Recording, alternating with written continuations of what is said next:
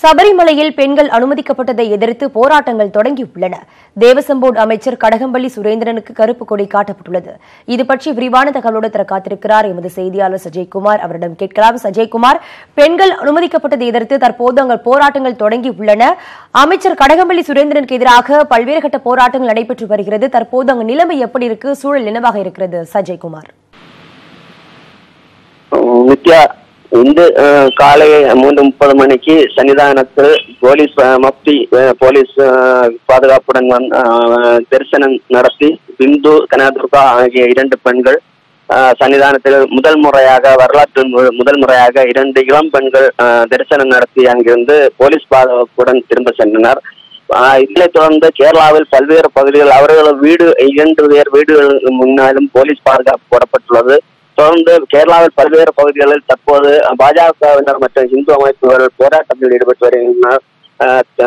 கொட்டாரக்கரை கட்டுப்பாட்டில் உள்ள கணபதி கோயிலில் உள்ள தேவசம் அலுவலகத்தை பாஜகவினர் பூட்டு போட்டு போராட்டம் மற்றும் கொட்டாரக்கரை பல்வேறு நகரங்களில் கடையடைப்பு சாலை மறியல் போராட்டத்தில் ஈடுபட்டு வருகின்றனர். இதனைத் தொடர்ந்து கடகம்பள்ளி சுரேந்திரன் தேவசம் அமைச்சர் அவர்கள் பயணித்து சென்ற கார் முன்னாடி கருப்பு கொடி காட்டி போராட்டத்திலும் ஈடுபட்டனர். மேலும் திருவனந்தபுரம் தலைமைச் செயலகம் நோக்கி பெண்கள் உட்பட பாஜக மற்றும் பல்வேறு இந்து அமைப்புகள் பேரணியாக சென்று போலீஸ் பாதுகாப்பு வலயத்துக்குள் இருந்த அந்த தலைமைச் செயலகத்துக்கு உள் புகுந்து முதலமைச்சரின் அலுவலகத்தின் சமீபம் வரையிலும் பெண்கள் உட்பட போராட்டங்கள் புகுந்து சென்று அதிர்ச்சி சம்பவங்கள் ஏற்பட்டது. அங்கு பல்வேறு பெண்களை கைது செய்திருக்கின்றனர் தற்போது.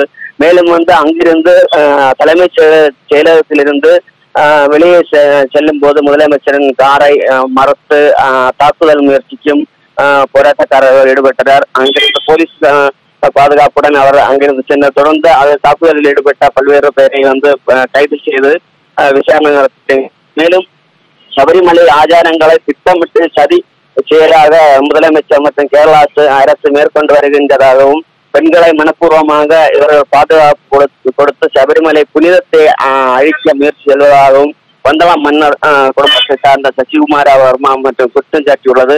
மேலும் எதிர்கட்சி தலைவரும் ரமேஷ் போன்ற பல்வேறு கட்சி தலைவர்களும் இந்த செயலுக்கு கண்டனம் தெரிவித்து பல்வேறு போராட்டங்கள் அறிவித்து தற்போது கேரளா மாநிலம் ஒரு பதட்டமான சூழலில் நடந்து கொண்டிருக்கிறது. நித்யா,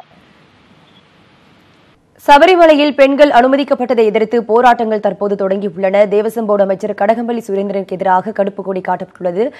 போராட்டத்தில் ஈடுபட்டவர்களை தற்போது காவல்துறையினர் கைது செய்து நடவடிக்கையில் ஈடுபட்டு வருகின்றனர். அதன் காட்சிகளை பார்த்தோம். இதுகுறித்து விரிவான தகவலை எமது செய்தியாளர் சஜய்குமார் வழங்க கேட்டோம்.